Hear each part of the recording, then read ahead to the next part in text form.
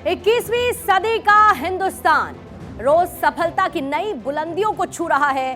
हर क्षेत्र में हिंदुस्तान तेजी के साथ नए नए सफलता के आयाम को हासिल कर रहा है और ये कहना गलत नहीं होगा कि जिस हिंदुस्तान की पहचान कभी सपेरे के देश के तौर पर होती थी, वो हिंदुस्तान आजादी के महज 8 दशक के बाद दुनिया के लिए एक के बाद एक उदाहरण पेश कर रहा है। आज का हिंदुस्तान साहसिक फैसलों के लिए जाना जाता है। जो ठानता है वो पूरा करता है। भारत एक बार फिर ऐसा ही कीर्तिमान हासिल करने की तरफ बढ़ रहा है और इस पर पूरी दुनिया की नजर बनी हुई है। 3 साल पहले हिंदुस्तान के वैज्ञानिकों ने एक कोशिश की, चंद्रयान 2 को चांद तक पहुंचाने की। कुछ तकनीकी वजहों से वो सपना अधूरा रह गया, लेकिन उस वक्त देश के प्रधानमंत्री नरेंद्र मोदी ने एक बड़ी बात कही थी। उन्होंने कहा था, संपर्क टूटा है, संकल्प नहीं। पीएम मोदी के ये शब्द वैज्ञानिकों का हौसला बने। पिछली गलतियों में सुधार करते हुए फिर से हमारे ही वैज्ञानिकों ने चंद्रयान 3 के मिशन की शुरुआत की। सभी तकनीकी पहलुओं पर ध्यान दिया, जिसकी वजह से हम 3 साल पहले चूके थे और अब सफलता की वो घड़ी बहुत नजदीक आ चुकी है।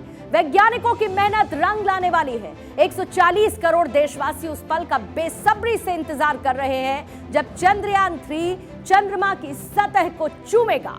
चंद्रयान 3 लगभग चांद की दहलीज पर जा पहुंचा है और चंद्रयान 3 का काउंटडाउन शुरू हो चुका है और इसके साथ ही तेज हो गई है 140 करोड़ देशवासियों की धड़कनें। कहा यह जा सकता है कि कामयाबी की उस उड़ान में चंद्रयान 3 का आखिरी इम्तिहान अभी बाकी है, लेकिन इस बार विश्वास अटल है, हौसला मजबूत है और कामयाबी का भरोसा पक्का है।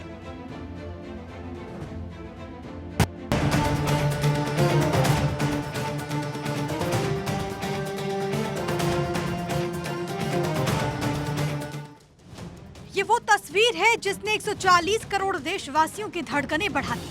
ये तस्वीर महज तस्वीर नहीं, सफलता की वो सीढ़ी है जो अगले 6 दिनों में पूरी तरह से मुकम्मल हो जाएगी। ये तस्वीर हमारे वैज्ञानिकों की सफलता की कहानी है। ये तस्वीर वो मुकाम है जिसे हिंदुस्तान ने अपने दम पर हासिल किया। इसरो की तरफ से आज ये तस्वीर जारी की गई, जिसे सफलता का सेकंड लास्ट स्टेप कहा जाएगा तो बिल्कुल गलत नहीं होगा। अब महज 6 दिनों का इंतजार बाकी है और फिर हिंदुस्तान के खाते में स्पेस साइंस की एक और सफलता का बड़ा तमगा लगने वाला है। इसरो ने 17 अगस्त को दोपहर 1:15 पर चंद्रयान 3 के प्रोपल्शन मॉड्यूल को लैंडर और रोवर से अलग कर दिया। अब प्रोपल्शन मॉड्यूल चंद्रमा की कक्षा में रहकर धरती से आने वाले रेडिएशंस का अध्ययन करेगा, जबकि लैंडर रोवर 23 अगस्त को शाम 5:47 पर चंद्रमा की सतह पर उतरेंगे, जहां अगले 14 दिनों तक पानी की खोज सहित अन्य प्रयोग किया जाएगा।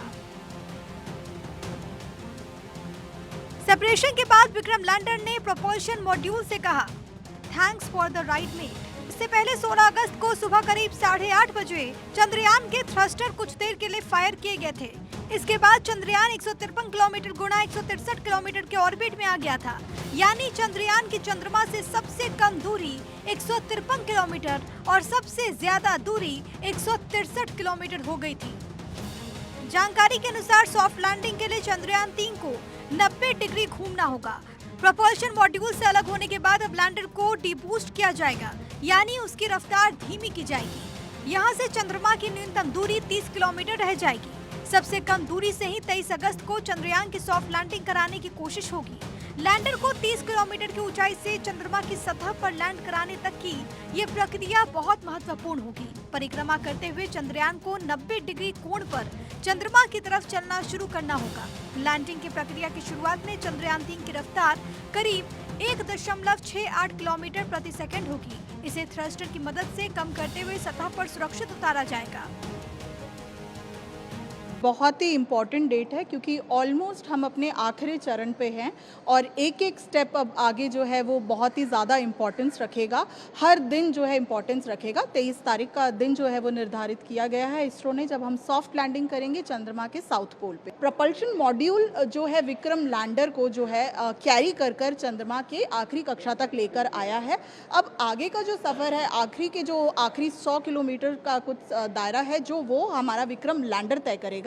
और अब ये 5 से 6 दिन का जो समय है इसमें अपनी स्पीड को कम करना, अपने आप को सीधा करना, बिकॉज क्योंकि अभी तक ये ट्रैवल कर रहा था स्पेस पे, तो अब ये जगह की पुष्टि करना कि जो जगह निर्धारित करी है इसरो ने, जो जहाँ पर लैंड करना है, कि वहाँ पर कोई लास्ट मिनट कोई प्रॉब्लम नहीं है। उन सभी बातों को, उन सभी पहलुओं को अच्छे से गौर कर 23 तारीख को 5:47 पर सॉफ्ट लैंडिंग का प्रयास होगा।